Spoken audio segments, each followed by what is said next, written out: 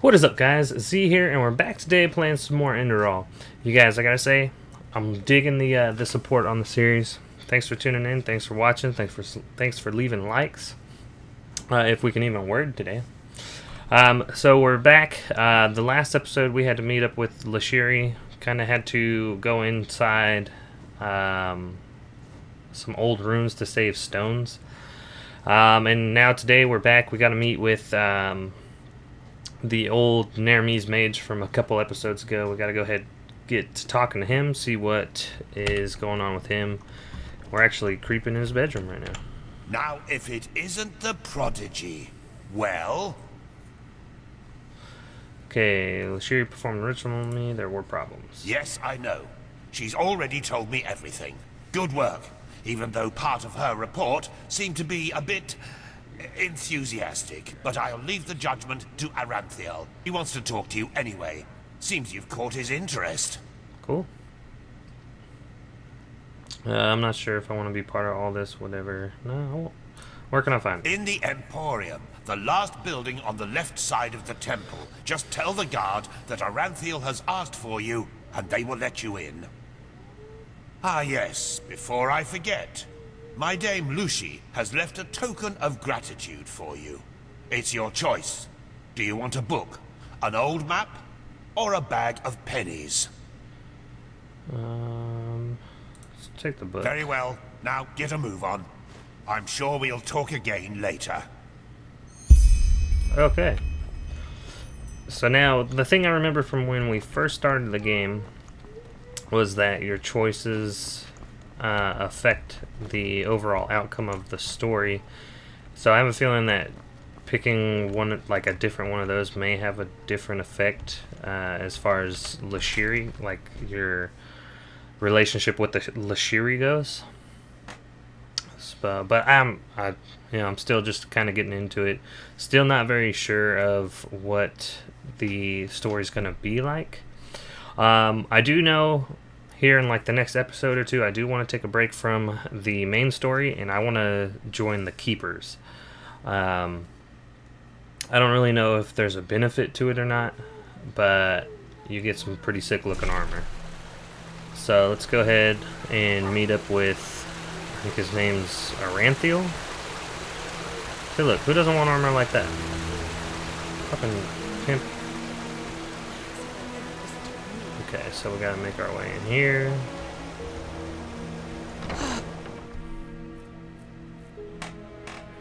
But yeah, guys, thanks for tuning in today. Hope you guys enjoy the video. Seems like you guys are enjoying the series so far. If there's anything like you guys know about the series that I don't, that maybe I should touch on, let me know. And to send an entire division across the sea because of a suspicion is madness. We need to find out who sent the mercenaries. This Pegast said that they were after the Signet Stone, and if they succeed in getting hold of it next time, then the Black Guardian alone knows how to stop the cycle. The cycle? Listening to you talk almost makes me forget that all this fuss here is merely based on some bad dreams you and your Nermese friends had. The threat is real. Deny it as much as you like, but deep inside, you feel it as much as I do. Tila, you're a commander, and a commander doesn't care about feelings, but about facts. You have made this mistake before, Tilor, back then in Kira. Natara, the mission will happen. I'm sorry. You have a visitor. So, you are the prodigy everyone is talking about. Yes, sir. Interesting. I am Teolar Aranthiel, son of Lorius I and Grandmaster of the Order, and I'm honored to meet you. What is your name? Zigavol? Yes, and I will come straight to the point. You are here because I believe that you are special. Humanity faces a threat that needs to be stopped, and to achieve this, you are indispensable. Interesting. Talking about the Red Madness. Among other things, yes. I do not need to explain to you that the present situation on Veen is chaotic.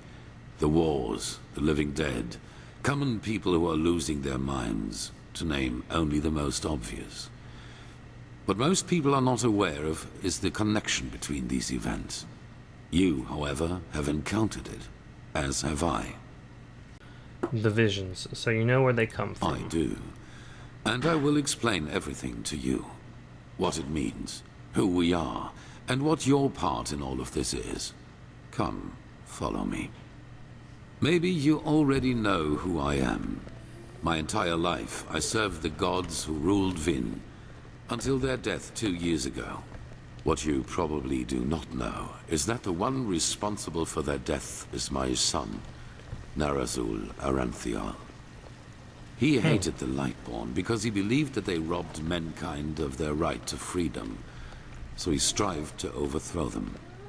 He found followers, formed an army and declared war on them, and thus on me, a servant of the Lightborn as well. It all ended in a battle 30 years ago, which Narazul won.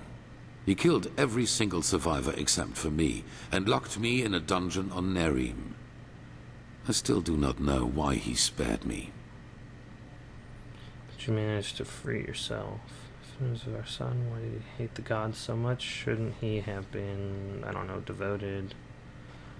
Lightborn are really dead. Yes, after more than 30 years, when the death of the gods made the magic around the prison disappear. And during my escape in the northern mountains of Nerim, I also had them for the first time. The dreams.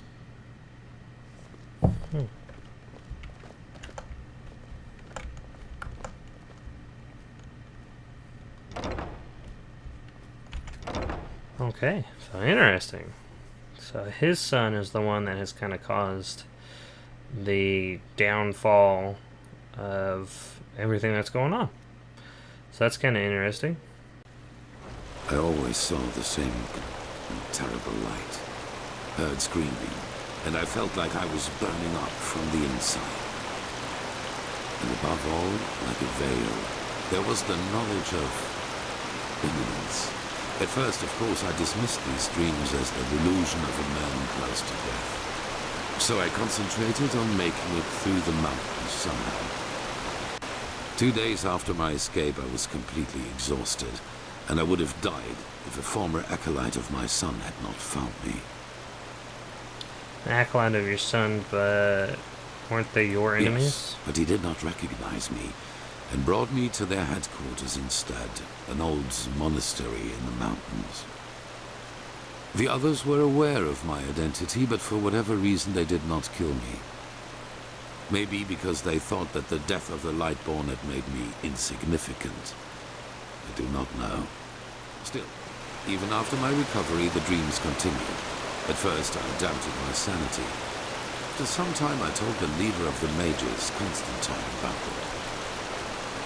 He said something that I'd never expected. I was not alone. He, as well as many others magically gifted on Vin, dreamed the same dreams. And the more we talked about the matter, the stronger our suspicion grew, which has now turned out to be the truth. The dreams, they come from the same place. They are a shared memory. A shared memory. I mean, the dreams originate from common mind. A collective subconscious. Yes, I know that you can feel it too, and probably far more intense than we do. But like you back then, we were not able to make sense of the images. So we went looking for answers in the remains of the civilization that was before us, the Pyreans. Thus the excavations, like an old ration grad. What did you find? 3 things. First, there were many civilizations before us and before the Pyreans. Maybe hundreds, maybe thousands. Second, the history of each civilization unfolded and still unfolds according to time. They emerge, they blossom, and at some point, at the apex of their existence, they simply disappear without any trace. And third, Everything that has happened in the past years, and which is still happening, indicates that this disappearance lies ahead of us. We are part of an eternal loop, a cycle, and our cycle is approaching its end. Hundreds of prophets have predicted the end of the world, and it never happened, meaning that the end of humanity lies ahead. I admit that the world is bright in days, but it isn't. Yes, it does. At first we considered it absurd, as probably you do at this moment. But there came a moment when we simply could not deny it anymore. We began to study the history of the Pyreans more intensely, and the parallels were extraordinary. In its early days, the Pyrean Empire was split up by a disaster, just like Vin was split up by the Starfall after the reign of the Eterna. Also, the Pyreans had a ruling caste who declared themselves gods after the catastrophe. The two castes of the Sun Priest. They, too, ruled until they were overthrown. This overthrowing was followed by an outbreak of wars and chaos. And then, just like that, the Pyreans ceased to exist. They knew it was imminent, but they could not prevent it. They called this event the Cleansing. Where do I come from? Where do these visions... Well, this is the reason why we need your help. Not only episodes of history recur within every cycle, characters do as well. Characters recur? Yes. The Pyreans call them the emissaries. They emerge very shortly before the cleansing occurs, like a law of nature, an answer to the Red Madness. And I am one of them, as are you.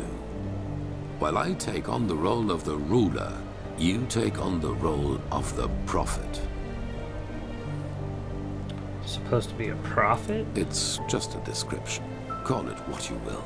But without doubt, it is the truth. Your story matches the descriptions perfectly. Okay, if I play a role, does that mean something is controlling me or controlling us? No.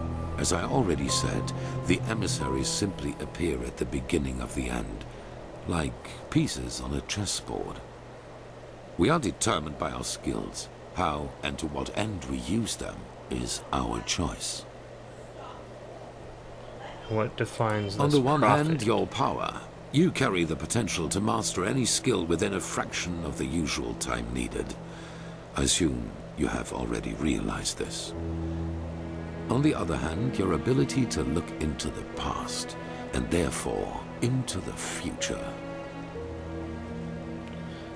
What do you mean? Your visions are a window into the past. And as every cycle is based on the same events, it is a window into the future as well. You can feel the thread this world is woven with. And because of that, you can see things that have happened, and thus will happen again. This gift makes you indispensable to us, and it is why I want your help. Alright, if I can help, I'll try to do so. Good. However, there's one more thing before the actual work begins. I want you to join our order, and to do so, you have to pass a test, a trial. What It kind is of the test? trial the novices have to pass in order to be exalted to the role of a keeper. Only the best students of the Squalor are allowed admission, and even though you have not been a novice, I want you to take it too. At this very moment, 2 novices are on their way to the testing grounds. I have informed them about your arrival. Very well, where can I At find the them? border to the Heartland, near the Whisper Wood. They will be waiting for you there. Take the Myret, talk to Signet Master Bartar, and hand him this package. And then follow his orders. Ah, one more thing. It might be self-evident, but keep your knowledge about the death of the Lightborn to yourself. I do not believe you can do any real harm, but in the worst case, path-abiding people will consider you a heretic. After the cycle has been stopped, we will deliberate upon how we deal with the matter, if and how we tell our people about it. But not now, that is for sure. No, leave. The sooner we can dispense with this formality, the better. Alright guys, sweet. So we are getting the chance, we are getting the chance to join the Order, which is actually what I was looking forward to. But looking at the time, that's all we got for this episode. We learned a lot of cool things. So in the next episode, we're going to be making our way down, meeting with the two other, what did he call them? The two other novices. Sorry, words. And we're gonna go ahead and get this ball rolling so we can join the Order. Hopefully when we join the Order, we'll be able to get one of those cool ass fucking armor pieces that the keepers over there have. But anyways guys, thanks for tuning in. If you guys enjoyed the video, be sure to leave a like, hit that subscribe button, it helps me out a ton. And as always, I'll see you guys in the next. Peace.